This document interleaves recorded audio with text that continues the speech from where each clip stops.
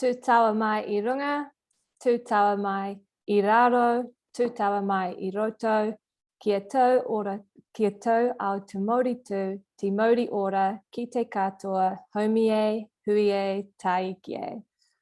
Kia ora tātou, everyone. I can see people streaming in. I'm Kate Hasselhoff and I am a Senior Projects and Partnerships Manager at the Sustainable Business Network.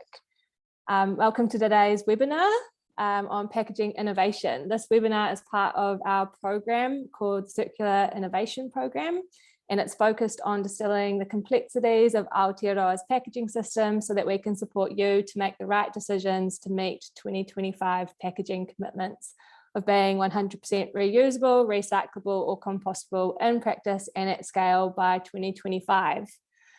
We've got a great program set up for you today and some awesome speakers.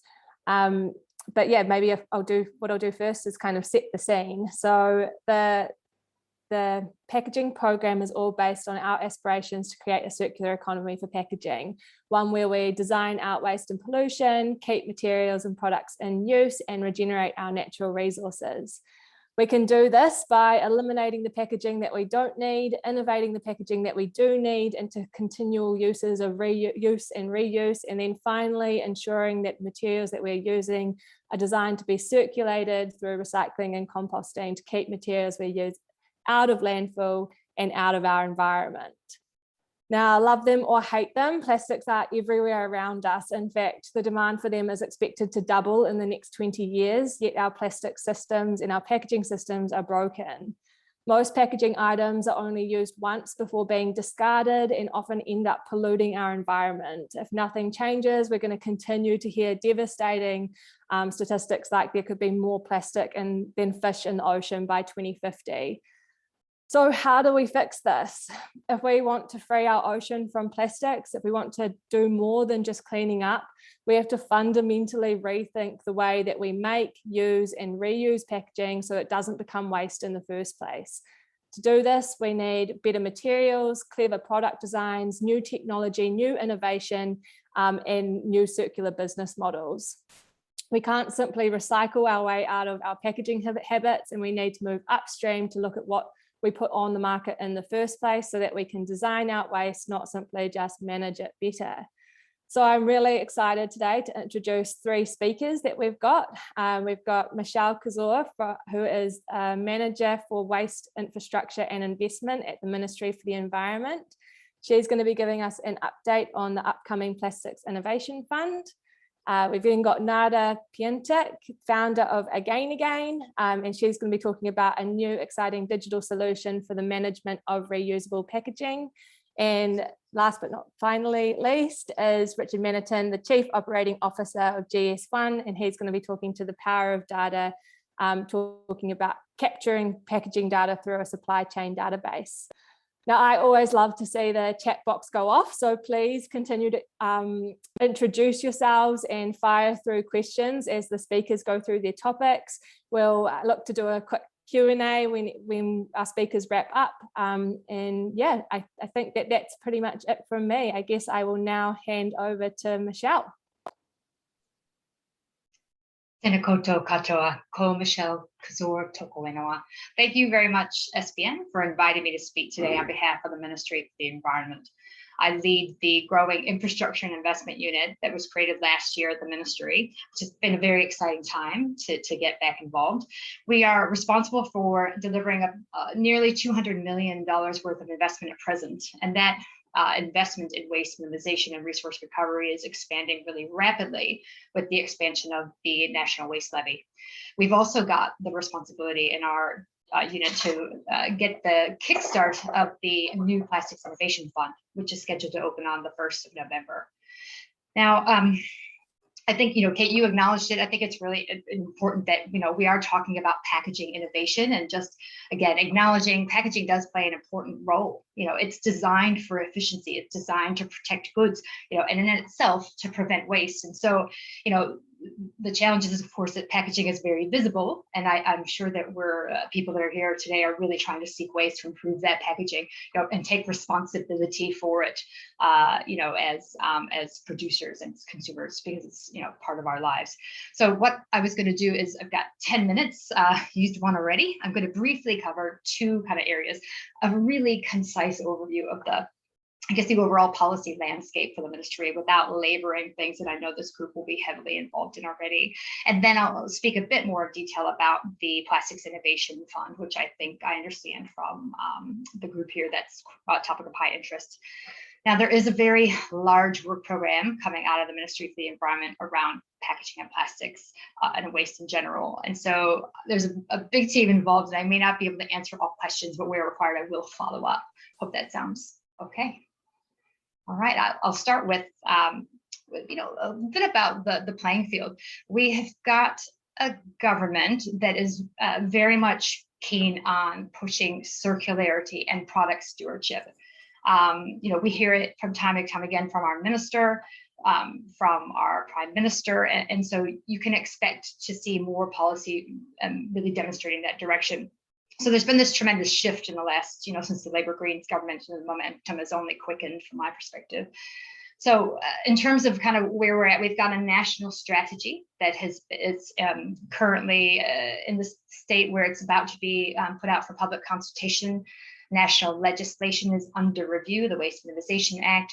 We've got curbside standardization, which I know everyone around the country is keenly interested in. Those are all due to be, or in the process of kind of final approvals prior to consultation. So you can expect to see a lot coming out that's going to need your input by the end of the year.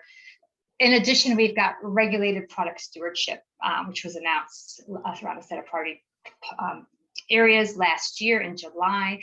That includes packaging. We've got kind of a subset to that. We've got container return schemes. So that's looking at the 3.5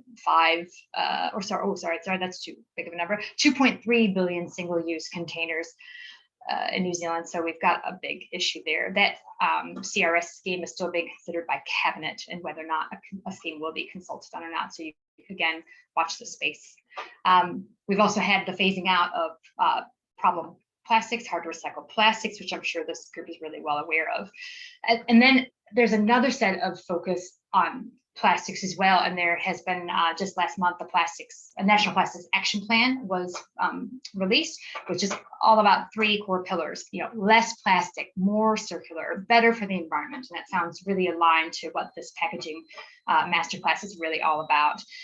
Underneath that, we've got a plastics research and innovation and investment priorities document that's about to be published by the ministry. And then, of course, we had the Labour Manifesto, which promised a Plastics Innovation Fund that was announced in June. That fund is actually $50 million across 4 years. It comes from waste levy funds, and it opens on November 1st for expressions of interest. So, there's a huge amount happening. And I think, when you ask yourself why, this is the key message from government, is that, producers and designers of packaging have a huge power to reduce adverse impacts. And so, we know that, a lot of the voluntary schemes around product stewardship, they have issues, free riders and so on. So this is just seen as a key way to move from a linear economy to a circular economy in terms of having these regulatory drivers. And if anything, I think the legislation changes will reflect stronger tools there. So I guess that's the policy bit. I'm not going to struggle to keep up with questions in the chat, but feel free to fire them through. Shall I move on to Plastics Innovation Fund? How many minutes have I got left? Oh, cool, half and half, doing well then. All right, so Plastics Innovation Fund. So this fund, the criteria for the fund were announced last Friday and published on the ministry website. There's a gazetted criteria. Everything is on the environment.gov.nz site. Just search for Plastics Innovation Fund. Essentially, the kind of moniker for the fund is reimagining the way we make, use, and dispose of plastics. But it comes down to 5 key outcomes. And I think if you're thinking about putting in an expression of interest, these are the things you're going to need to keep coming back to again and again. The 5 outcomes are minimizing plastic waste. So that's obviously the aim. The waste levy that is funding the Plastics Innovation Fund requires that it must achieve or promote waste minimization under the Waste Minimization Act. So while it is an innovation fund, we do have some pretty strict criteria around ensuring it meets the Act guidelines.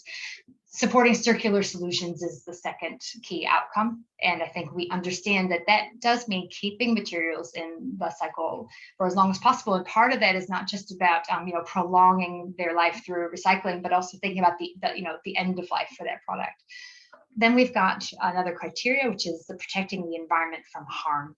And that does include emissions. So we will be very much scrutinizing proposals and solutions based on the degree to which emissions are created, are mitigated, are avoided, ideally. And so that's going to be a really important element, and a challenging one as well to assess in some cases, I believe. Then we've got another fund outcome, which is a reduction of imported plastic. And that's not just virgin plastic, but we do realize that we've got a lot of companies are importing rPET. They're importing HDPE, recycled material, because they want to get it into their product for consumers. And so part of our aim is to really build on some more onshore opportunities and resilience, reducing imports. And then finally, the other kind of fund outcome that will be treated like criteria is about improving customer and business behavior, up the waste hierarchy. So those are the 5 things to really keep in mind when you're looking at applying and preparing your EOI. There'll be really good detailed guidance given to those who want to apply as well. And again, the fund opens on the 1st of November. And just a few things that are different. So I'm not sure how many of you have applied for funds under the Waste Minimization Fund before. I see Catherine from YPAC. I know that you guys have, had some experience in the past, but, we've got, we had a process where, the Waste Minimization Funds open once a year. It went to an expression of interest, moved to an application phase. I think this year, some 250 EOIs received, and, really oversubscribed funds. So one of the things we're doing with the Plastics Fund is we are trying to make it more customer centric. And that means rather than having one round for expressions of interest, we're actually opening in November and leaving that EOI round open for 8 months. So you've got a chance to come in with an EOI. Also, we're looking at giving applicants feedback and guidance on their expressions of interest in terms of how they are aligning to the fund and its outcomes and criteria. So there'll be a feedback loop. So basically, they're going to get some feedback, come back with more information, and then be able to progress or kind of fail fast rather than again having to kind of wait another year. And the other thing that we're doing is we're putting out some signals. Initially, we've got $50 million over 4 years. However, we don't have all that 50 in the first year. It is being staged. We have it kind of ramps up over the 4-year period because, of course, it's based on the waste levy. So are trying to build a pipeline of innovation, which is, things that are new to New Zealand, things that are new in general, but starting with an expectation that we'll see some applications around innovation, research, feasibility, R&D type projects, so we can fund a bit more at a smaller scale, at least the first year or two, and then building up to potentially some larger investments over the latter years of the fund. So I hope that has given you a reasonable overview. Again, I think the best thing to do if you are interested in learning more is go to the environment website, search for Plastics Innovation Fund. There are detailed criteria that are linked to that fund, and more information will continue to be available. We'll be hosting some specific webinars for potential applicants later this month, so just watch this space. Thank you again. Appreciate your time, and I'm happy to take questions now. Amazing. Thank you so much, Michelle. And here at SBN, we're really excited by the new fund, and it sounds like that customer-centric approach is really going to make our lives a bit easier. So that's going to be awesome. Do fire through your questions for Michelle. I'm sure that people out there in the chat will have some good ones. We're now going to move on to our second speaker, and want to welcome Nada back. Tēnā koe, Kate. Kia ora mo e whakariti ana tēnei hui. Nā mihi o te ahi ki a koutou, ko Nada Piatek tōku ingoa, ko hau te kai whakahaere Again. Thanks very much for this opportunity. Kate, it's great to be talking to the entire group of people here, and extraordinarily good timing for us. Many of you may know, again, in our current guise, we currently have a shared coffee cup reusable system that is available across more than 170 cafes around the country. And in the last 2 years, we have been getting a lot of learnings from this. We're also weathering COVID, and in the last year, we've been investing and developing in what we see as the next phase of B2C reusable systems. On Monday, we begin beta testing a consumer app in 4 sites in Wellington that aims to make it convenient to make waste-free takeaways your new normal. So today, I have got 2 parts of what I'd like to do too. The first is to give you some insights into what we have learned over the last couple of years and how we've applied those learnings into the development that we're doing.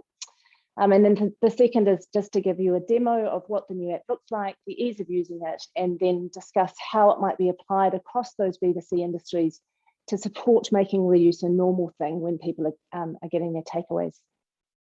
So first and foremost, with respect to the insights, the big takeaway, and I guess the umbrella thing, is that change is hard, behaviour change is hard. So we've spent a couple of years building one version of what an infrastructure can look like to support behaviour change. But I think it's fair to say that even with some astounding successes that we've had, we've also had some challenges, and we recognise that that behaviour change is something that happens when you have infrastructure, but then also you have the will and the drive for that change from the community. So tautoko to the people who are in the community doing that work. I really see that this is a collaborative thing. And so what we have built and what we are building can be a support to true societal and community change. With respect to that infrastructure side of things, we see that there's 3 aspects that really need to be addressed in order to create a reusable system that is robust and works at scale.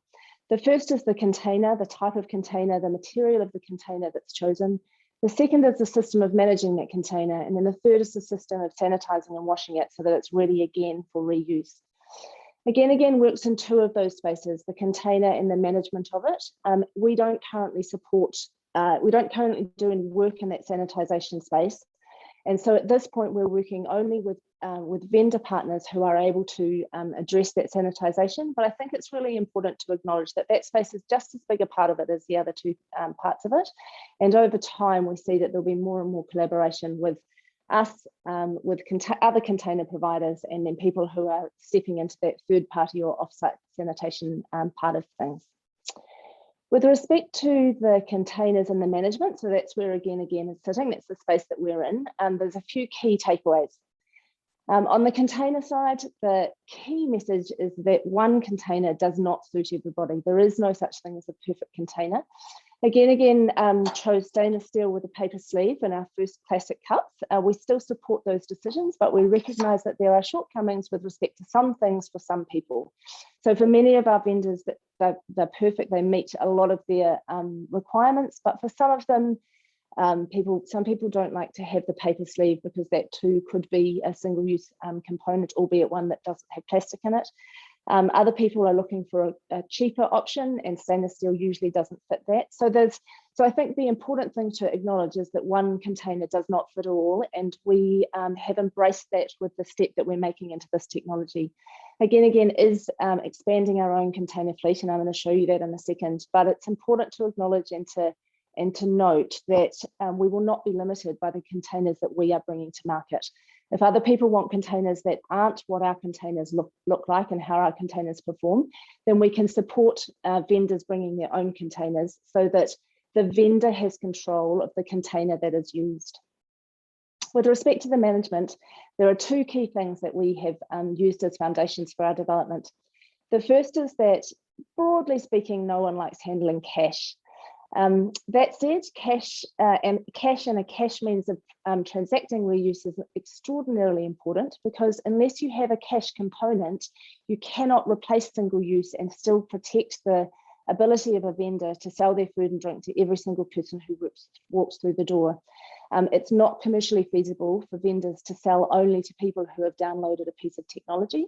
And so we recognise that there is absolutely a place for the technology, but the cash system that we've brought in and other people's cash systems absolutely have their place as well. So that was one corner of the management boundaries. The second is that the vendors are telling us very loudly and very clearly that technology on the counter isn't acceptable. Anything that they have to, any hardware that they have to manage, a scanner, another phone to be on the other side of it, isn't going to fly, because the speed of workflow and hospitality is such that that is not an easy thing to adopt. And so again has adopted an NFC technology. It's an analog piece of kit with a transmitter on the top, and that's all it is from the vendor's point of view. All the work that will be done with respect to transacting the reuse exchanges will be done in the on the phone of the end user. So to that end, before I show you what the app itself does, I'd just like to share my screen and show you the container fleet that we will be bringing in. So there's the classic cups that many of you will be aware of and will have seen before. They will be staying, and we will continue to support the same system that we currently have with a $3 deposit and return. Further to this, we'll be adding a range of containers. We've chosen to stay in that stainless steel space, but acknowledge that plastic has definitely got some features that make it quite appropriate for a reuse system. And whilst we are starting in that stainless steel space with the vessels that we are bringing to the market, there's room to bring other containers to the market, which brings us to our third group, which is the containers that will be branded for the partners who we work with. So in that respect, I think campuses or closed loop environments, it might be a corporate cafe or a multi-site cafe who has many sites across the country and wants a brand story that's continuous with the brand story that they've spent many years developing. We'll be able to bring those containers onto the platform as well. So from there, I'd like to show you how it works. I introduced to you earlier the scan station. This will sit on the counter at the cafe. The end users will download an app onto their phones. It's not yet available, but will be on Google Play and on the App Store. I think I also said before, we start beta testing on Tuesday. Garage Project, People's Coffee, RO Bake, and Mojo in Wellington. So at this stage, it's only open to an invited group, but once we go into a public rollout, you'll be able to download it from the app and from the App Store and from Google Play. We have a concept of a shelf. So when a end user borrows a container, it's in they have responsibility for it. That container will be represented in the shelf, and over time they'll be able to see how many containers they've got and when those containers are due back. When a end user enters a cafe, goes to a vendor, from here they can borrow, and the scan simply happens like this. You hold the phone to the NFC chip, and it comes up and says, it gets the information from the chip and says, I see that you're here, this is Mojo Aurora, I see that you're at Mojo, these are containers that are available to borrow in this site. Clearly this is dummy data, Mojo don't sell there, but from this point, the end user will be able to say, I want one of those cups, I'm going to borrow it, and we get a green verification screen. This green screen's really important. When there's an exchange of value, there always needs to be an equal and opposite one. That's a well-trodden path when it comes to cash sales. When there's no cash that's changing hands, this validation is a visual exchange of information between the end user and the server to say that transaction has completed. There are other systems around the world that use a QR code to do that validation on the container, but there are shortcomings with that. It either interrupts the workflow when the order is put up to the kitchen, especially the case with food, less so with coffee, because I think baristas have become quite good at attaching a certain cup to a person. But we hear from food vendors that it's really important that that workflow isn't interrupted. So yeah, that verification screen is really important. That's it, it's that simple. It's important that it is that simple. If we were to make it any more complex, then it adds a burden both to the end user and to the vendor. The reverse is true. You can see there that that cup that I've just borrowed is now on my shelf. So from there, you go back into a cafe, any cafe that takes the containers. It doesn't have to be the same one. You say, I want to return that now. And once again, you scan and it successfully scans and comes up, and that green validation screen comes to the fore. So that's about it. Like I say, an awful lot of work has gone into making something as simple and as easy to use as I believe that we've got. We are beta testing, like I said, in Wellington starting on Monday. We have an invited group, but we are still recruiting for the next stage of that. So if you would like to be involved, I'd invite you to go to our website, again.co/download, and you can put your name in there for early access to the app. We're really keen, we're already in discussions with campuses and closed loop groups that can immediately apply this in 100% manner, so that they're getting rid of single-use cups altogether, single-use containers altogether, as we've seen that this is really where the impact can lie. And so we're keen to hear from other campuses and multi-site vendors who can see that there might be an application for this in their business. Tēnā koutou, tēnā koutou, tēnā koutou katoa. Thank you very much for the opportunity. Kia ora nada, thank you so much. And I've told you this before, I'm so excited for this to be a reality and be in my kind of my day-to-day operations of my life, I guess. I think that it's got a huge opportunity to unlock reusable serviceware, and yeah, I'm just so excited by it. So well done to you and the team. Thank you very much.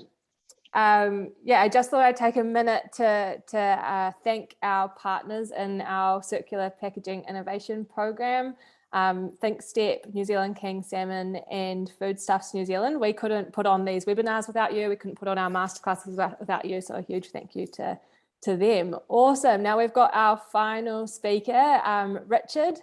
Yeah, take it away. Richard, you're on mute.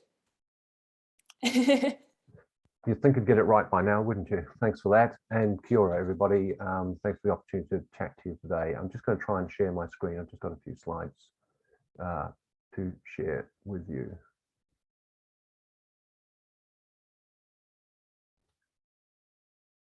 Oh, hold on a second. Need to switch the screen.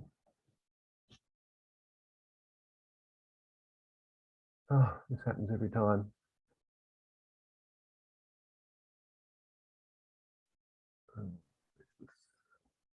Hi Richard, just to the right, the display settings, next taskbar, the next one, the display settings, just swap those over. Display settings, I can't see that.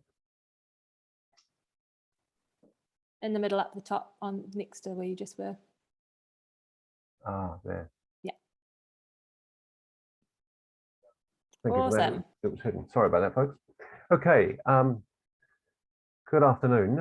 I'm the Chief Operating Officer of GS1 New Zealand, and I'm going to share with you some work that's happening across the industry that really started with this document, which I think most of you might well be familiar with, and it was the report written by the Chief Science Advisor around rethinking plastics in New Zealand.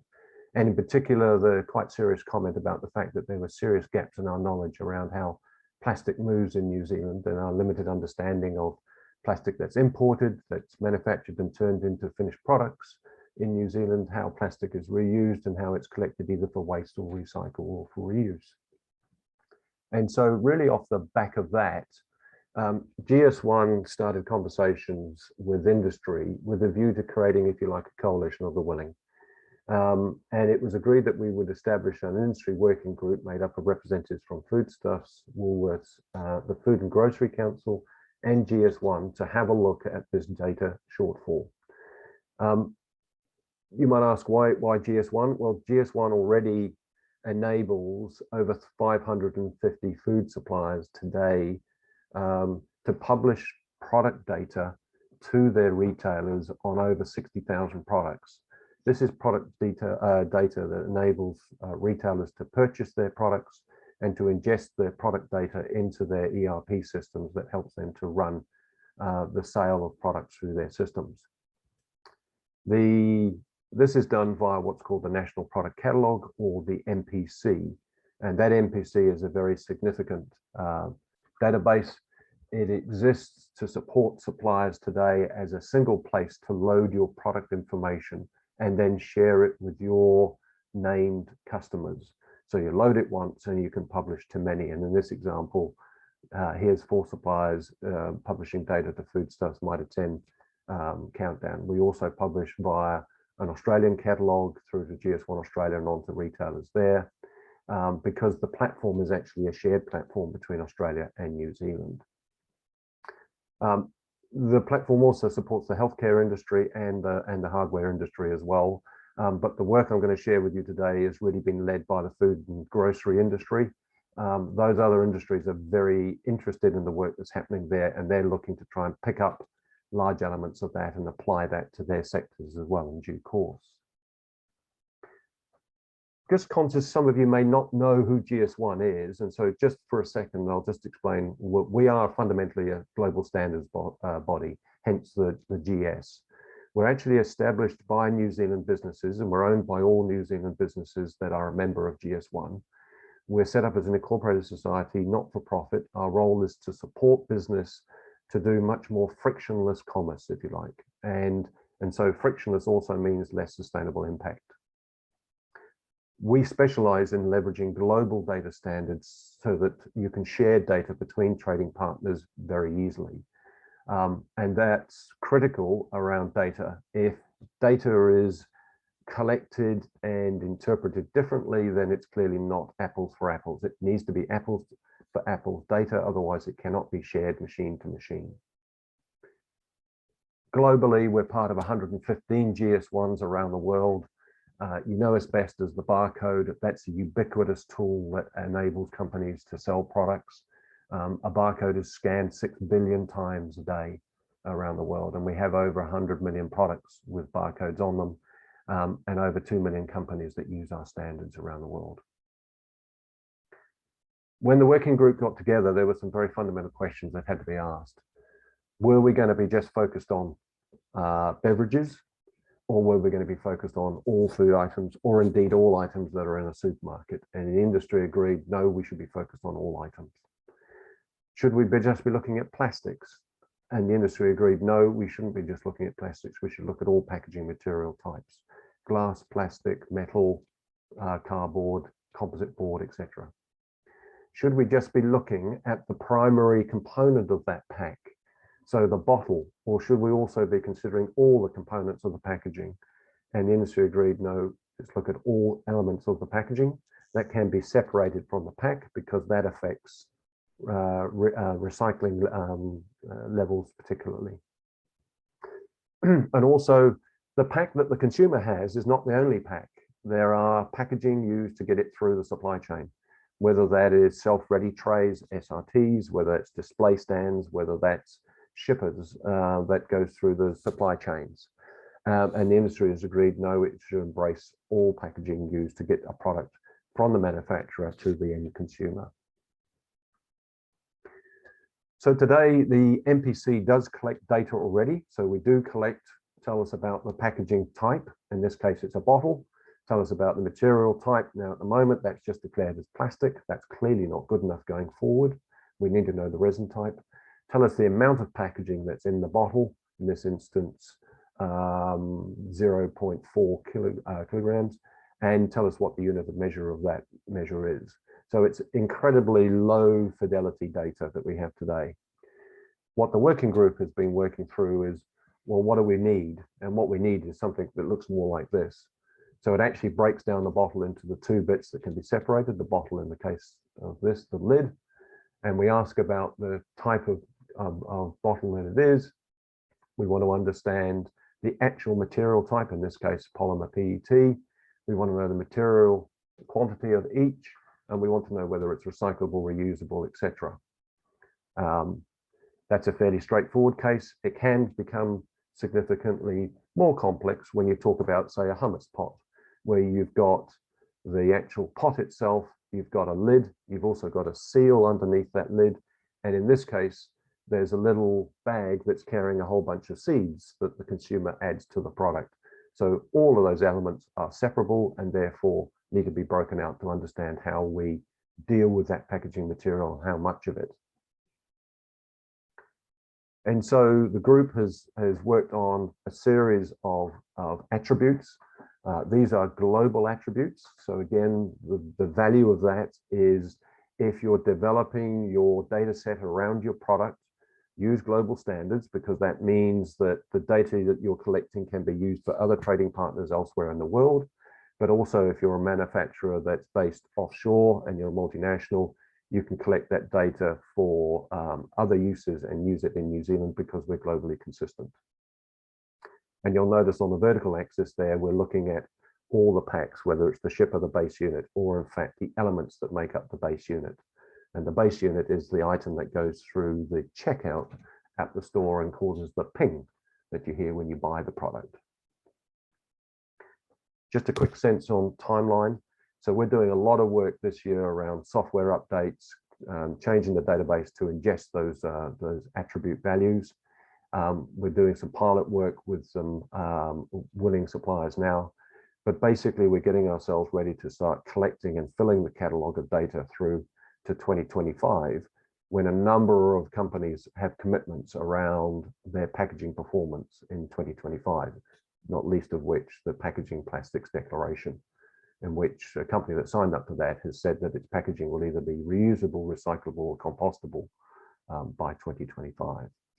So this is an opportunity for us to collect the data and to be able to demonstrate to stakeholders, to players in the market, that actually gains are being made and it's generating the right positive outcomes that we need for waste in New Zealand. And we're able to then quantify that, because we've got the amount of plastic that's in circulation for each product, and we can then marry that with sales data to understand what is the true volume of material type in circulation in New Zealand, and then do much more accurate mass balance data. So that's kind of it, folks. Quick whirlwind tour. Quick message for those of you that are brand owners out there. If you're in this space and you want to be able to demonstrate the improvements that you're making to your packaging, come and talk to GS1 about getting ourselves organized, ready to be able to start collecting the data from next year. So, Kate, that's me.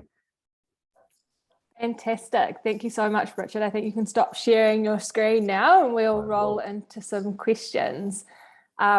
I know that data is going to be incredibly rich for those retailers and also just for decision making across Aotearoa in general. So really excited by that piece of foundational work that you've been doing, and well done to the working group as well.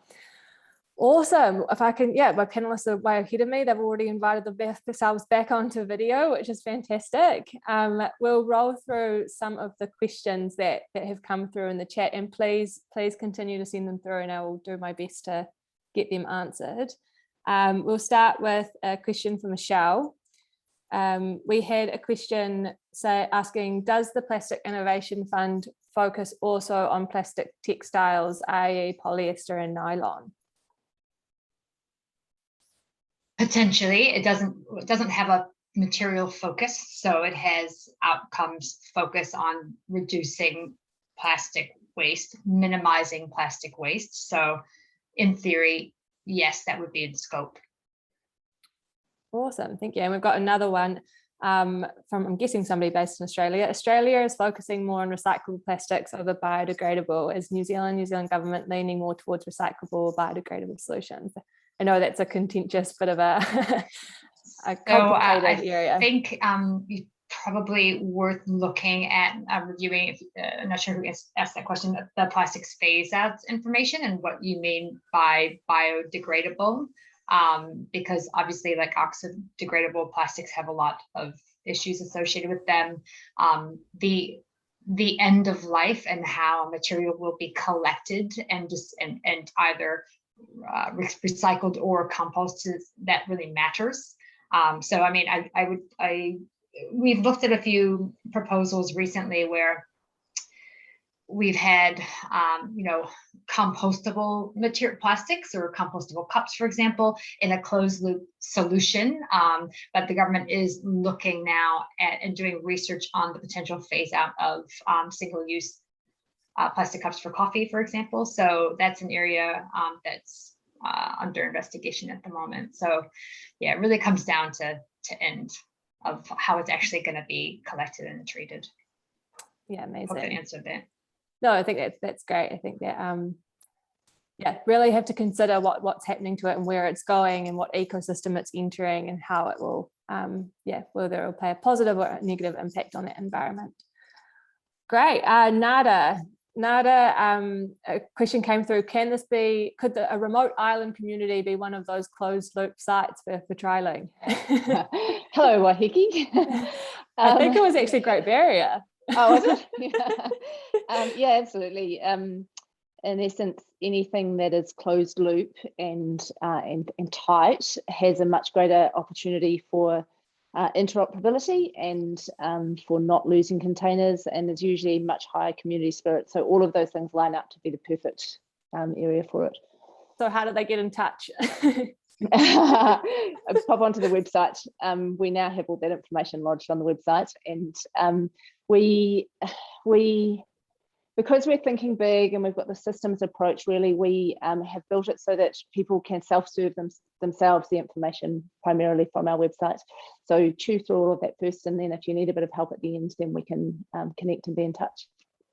Amazing. And I was having a think, and have you considered, like, future dreams of applications outside of serviceware at all, and moving into particularly grocery?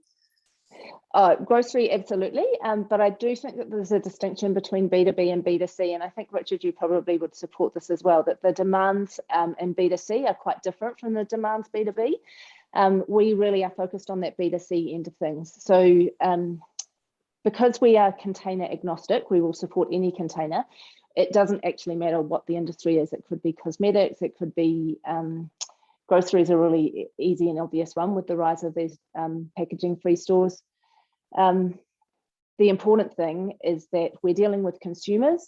We're dealing often with a fast throughput, which brings to light the event space. Event spaces, however, do have some other complications, and they're mainly around scale and speed. So for the time being, we are ring fencing it to business as usual, but we do have events on the horizon. And the other big opportunity that we aren't quite there with yet, but we will be there with in 2022, is online ordering. So once we have it integratable, then you can make it part of your online store, whether it's for groceries or whether it is for restaurants who are selling their takeaway food via their app. Amazing. Congratulations again, I'm so inspired. Yeah, great. Richard, we'll move on to a couple of questions for you before wrapping up. I know we're getting close to time. We had a question come through from Sandy. What percentage does the 60,000 products represent out of the total pool of products? Yeah, good question. We believe it represents about 60%. There are essentially around 100,000 products in circulation in the food industry, but they're not all listed by all retailers at the same time. So it's got quite a high penetration level. They do tend to be the bigger selling lines at the moment, so that would be overrepresenting in terms of volume. So from a waste perspective in New Zealand, that's important because clearly it's the volume of waste that we're dealing with. Yeah, absolutely. And there's another one. Will there be a chance to align your product catalogue data sets with the recently released World Packaging Organization guidelines? Do you know anything about that? That's a good question. So a lot of the time we will work with other peak industry bodies to try and make sure we align our standards, because we don't see ourselves as fundamentally a packaging organization. We see ourselves as a standards organization. So we align heavily with things like ISO standards, for example. So, but our standards are global standards, and they go through a global governance process, which takes time, as you can appreciate. So as we get into this and we find that there are standards that are malaligned or need to be refined or improved, we embark on that process and continue to do that. I guess what I'm flagging now is we're just getting on this journey now for New Zealand, and we kind of need to stand up and grow up in this space, and that's what we're doing. Yeah, absolutely. And then one more, is this something that will become mandatory or voluntary, do you think? Again, good question.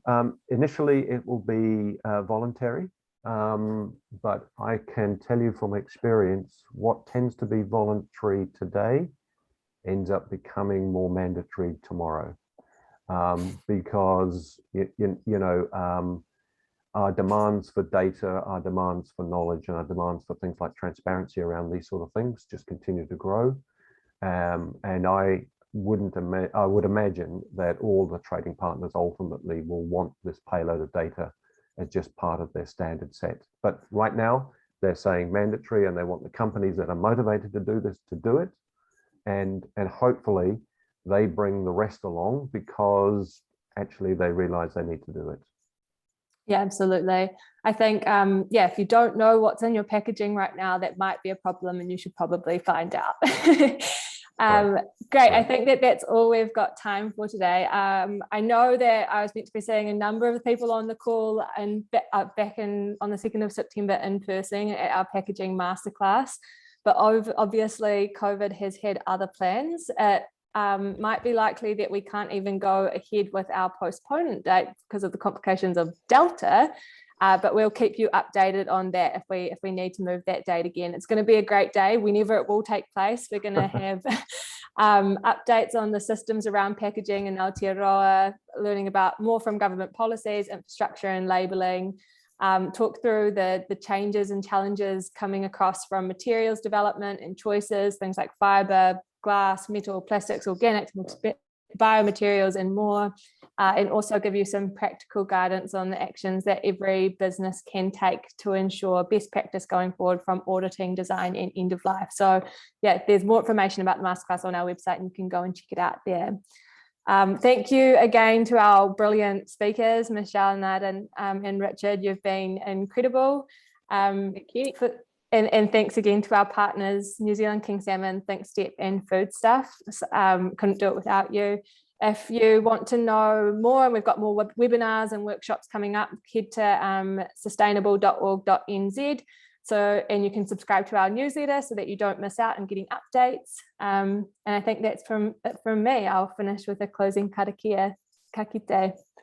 Unuhia, unuhia, unuhia, ki te uru tapu nui, kia wātia, kia mama, ki te ara tangata, koira rā, I rongo, whakairiha, aki ki runga, kia tina, uie, tai ge.